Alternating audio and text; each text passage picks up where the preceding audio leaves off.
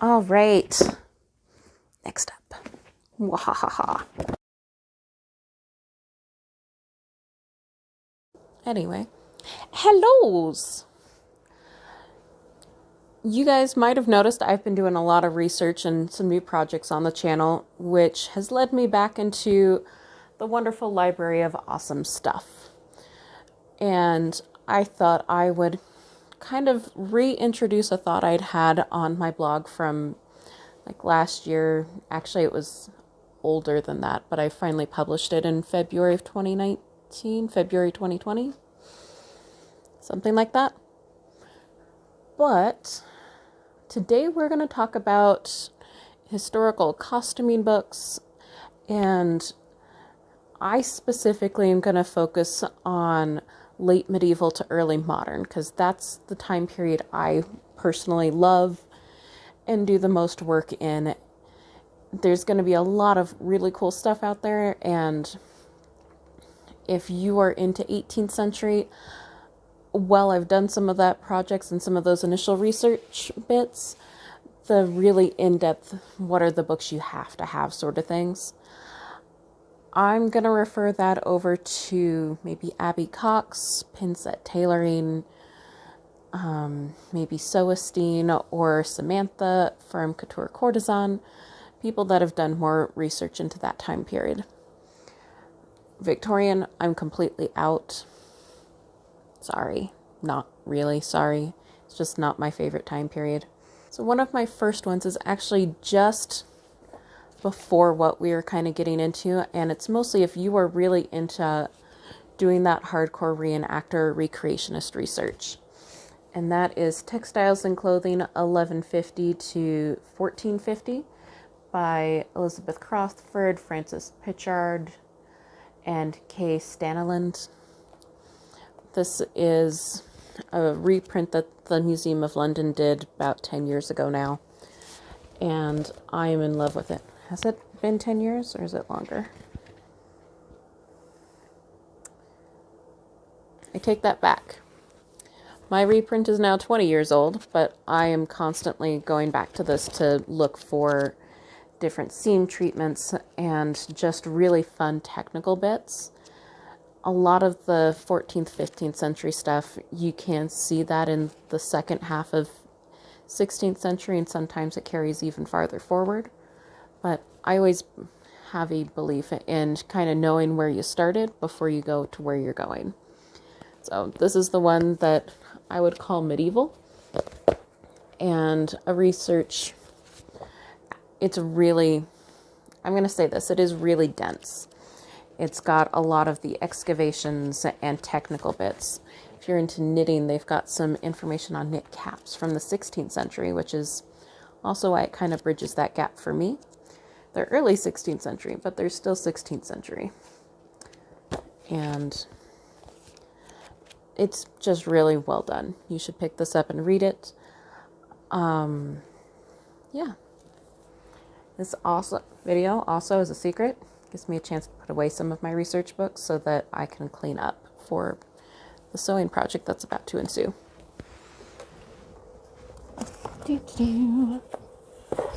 All right. More of a series of works, and we're looking at the Tudor Tailor by Nina Michaela, Jane Malcolm Davies, and Carolyn Johnston. So they've had some amazing books out over the last several years. This is my original one. And funny story, so this is the first 16th century book I ever purchased.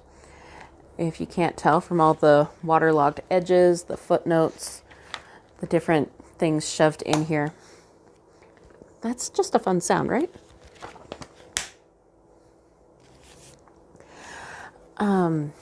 But funny story, I was walking around at a SCA event, and it was maybe a year, 2 years after this was published. It was my very first big SCA event.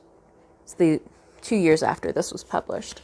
And I'd been doing research online, and I really wanted to get into 16th century costuming, but I didn't really know where to start. I just knew that I wasn't a fan of the look from Simplicity Patterns, and I needed something better for myself, or not better, more historical, at least in the shape and cut. So I had heard about this amazing book. And when I saw it at one of the booksellers, because I didn't want to use my textbook money when I was in college on one of these books, I needed to focus on studies. But I saw it across this merchant area at a bookseller, and I literally squeed and I ran over there. I was so excited. And I picked up I think it was their last copy, maybe the second to last copy the seller had. And it was the hot thing in the local area to do Tudor for a couple of years after this book came out.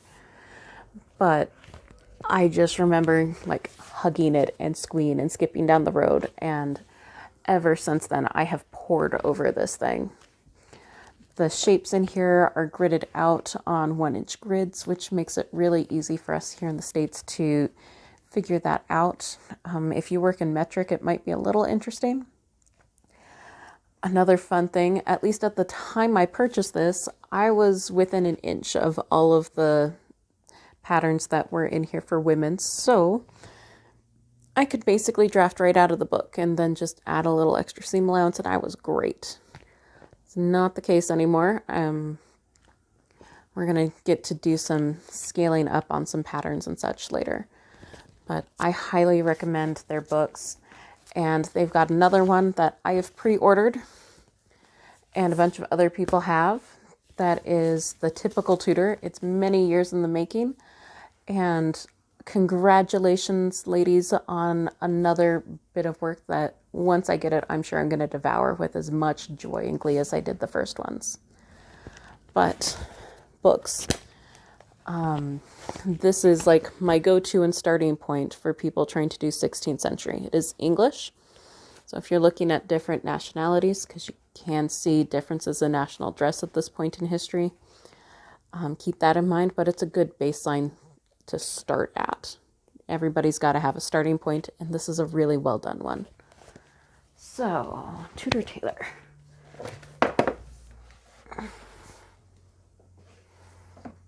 So the next set of books that I would call these basically essentials for people doing early modern are going to be the Patterns of Fashion 3 and 4 by Janet Arnold.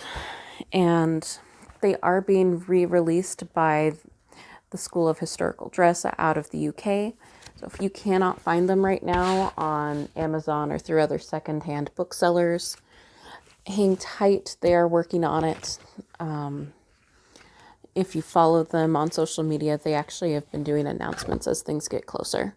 But they're re-releasing them in order. So this one will probably be towards the end.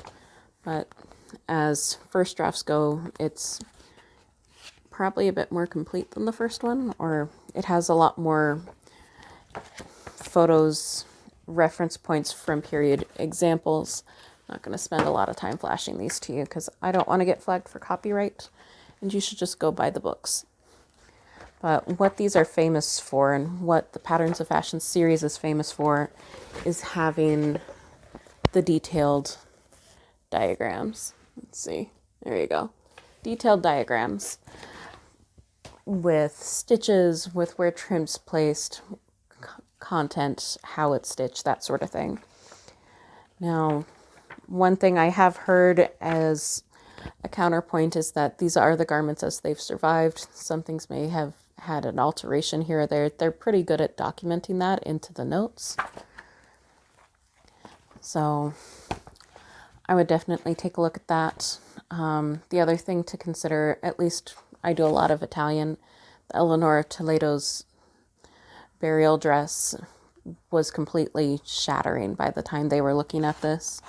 So based on Tailor's manuals and everything, I thought the reconstruction of the skirt was amazing. But there is going to be some stuff that if the garment is damaged, they had to go through and do some information digging and make a good guess. Patterns of Fashion 4 was all about underwear, and I'm a firm believer in having comfortable historical underwear. This is going This was the most recent one and the last one that was released while she was alive, or she might have just passed on when they released it. It's got color photographs. It's got great detailed instructions on doing the ruffs, linens, falling bands, coifs. You want to get this book as well, whether you're doing 16th or 17th century. It is going to be supremely helpful. So, Patterns of Fashion, 3 and 4 if you're doing 16th, 17th century. And while I'm thinking about it, or before I forget, Patterns of Fashion 5 does have some basic information about the beginnings of stays being in use and bodies, those sorts of things. But if you're just doing 16th century, there's only a little bit of information in here. It's well worth purchasing the book, but it wouldn't be like my first purchase, especially since the stays are detailed at least pretty well in Patterns of Fashion 3 compared to this. We all love this book, but I wouldn't worry about purchasing this first if you're just getting started. I would purchase this in more of a auxiliary round, which is we're getting to. I thought I'd throw it in here since I did just discuss the other Patterns of Fashion. Next up, we've got Matt and Gagney. Gagney? I'm sorry, Matthew. I'm always terrible with that, and I'm trying to be better. You can give me grief about that on our next web call. But the Modern Maker series by Matthew has been absolutely wonderful. Part 1 is going to be going through the process of building out a doublet using historical construction, from building out your pattern to cutting out pieces, hand sewing techniques, making the buttons. It's just all here. It's all here.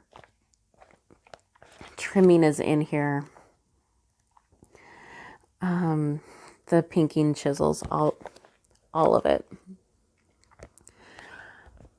If you're wanting to do menswear, he's definitely like the guy I send people to for early modern menswear. His second manual is just well expanded. It covers both masculine and feminine dress, and it's got some amazing stuff in here. He goes into detail on how to do the proportional tape drafting for tailoring. It's called the Baris System, I believe. I've been working through these and trying to kind of up my game using them.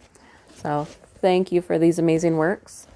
He is actively still a working, living artist, so I'm not going to be flashing a bunch of his stuff across the internet, especially since he's got his own YouTube channel. I'm going to try and link magical card voodoo up here. And if I can't figure that out, look down in the description. I will link his channel and his website. You should definitely go check him out. My last 3 books that I put in here are, they're deep dives. They're books that after you get through those first couple things and you really want to start diving into specific things, I would start looking at these. So the first one is this lovely set of 5 Austrian tailors manuals, 3 Austrian master tailors manuals by Catherine Byarch and Marion McNeely. Sorry, I'm sure I just butchered your names too. But you guys need this book. I do not speak German well. I took French. Sorry. But the research that went into these and translating them, figuring out yardage, the information on fabrics available in continental Europe to do these things for the Holy Roman Empire.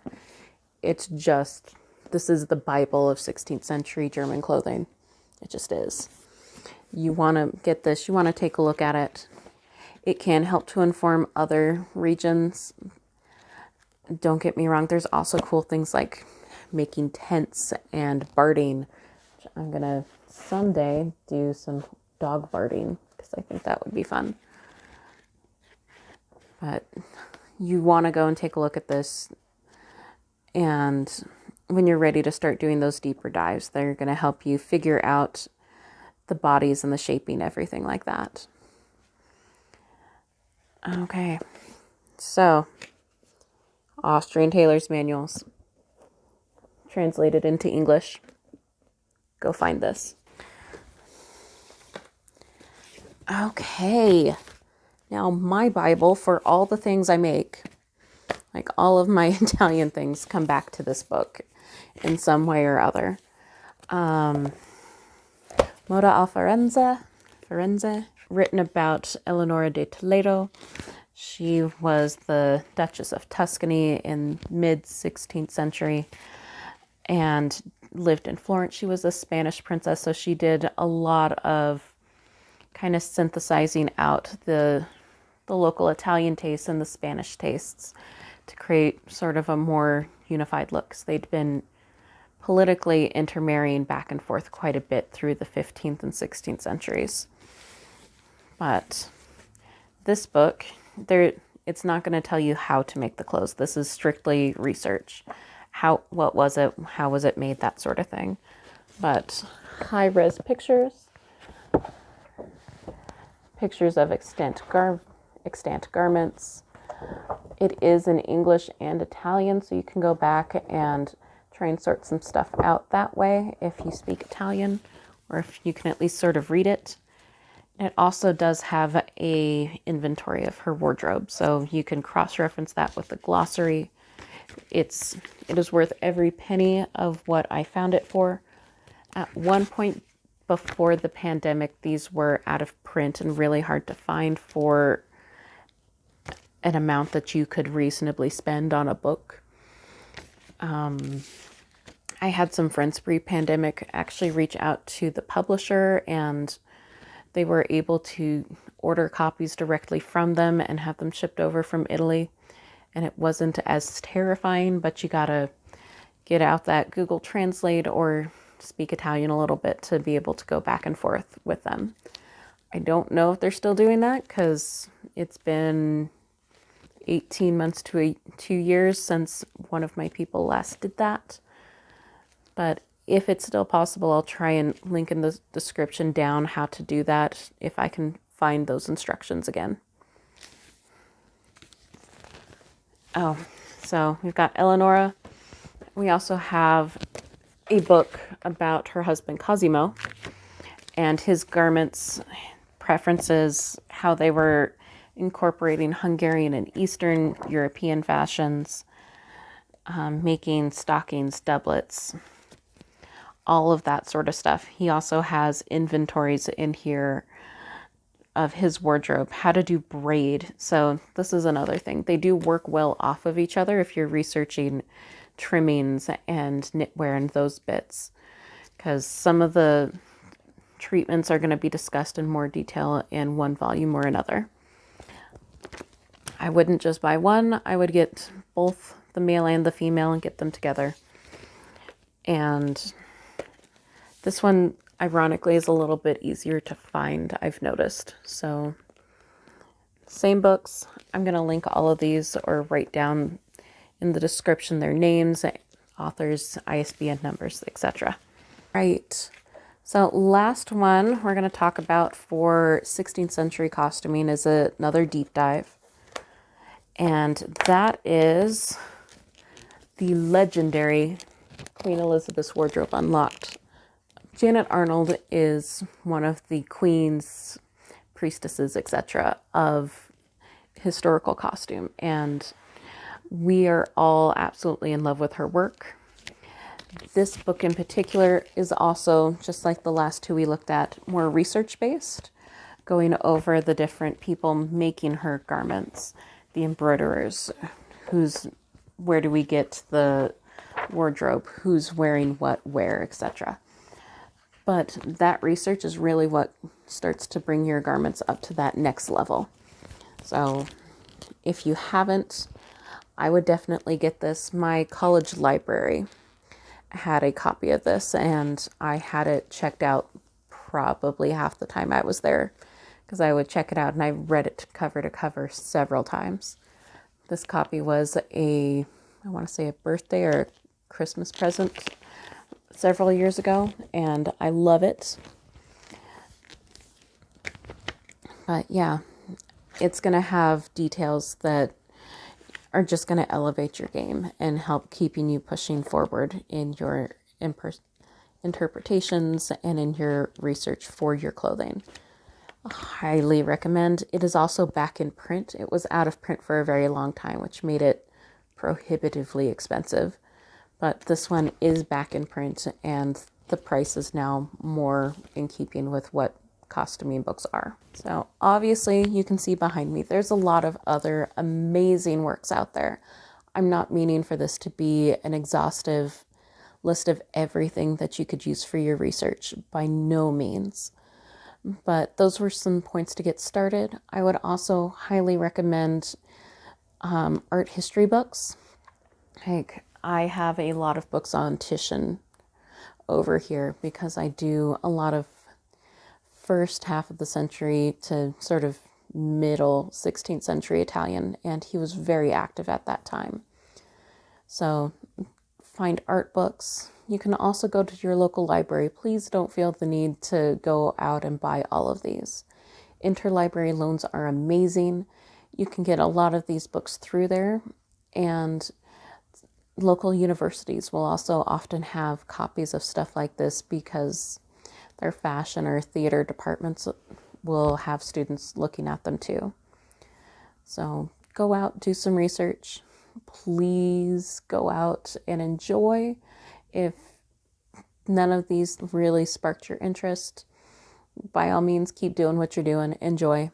But these are the things that I have found most useful and I refer back to constantly when I'm trying to research bits. So if you found this information helpful, by all means, please click that like button, give it the thumbs up. That really does mean a lot to me, and it helps share the content out farther onto YouTube. As well as, if you want more content like this, I do a lot of 16th century stuff, and I do have a couple really fun projects I'm hoping to finish pushing out for this year.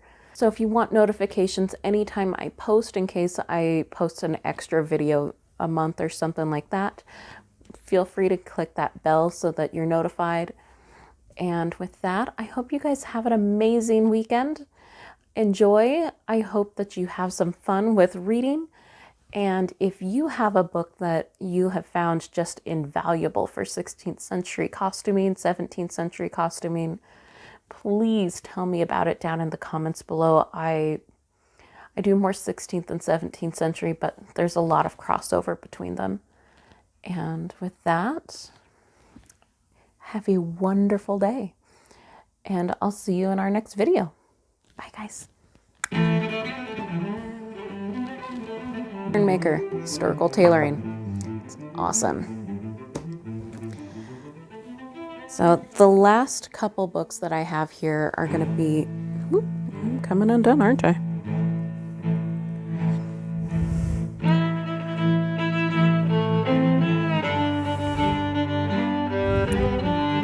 I did not tie this well today.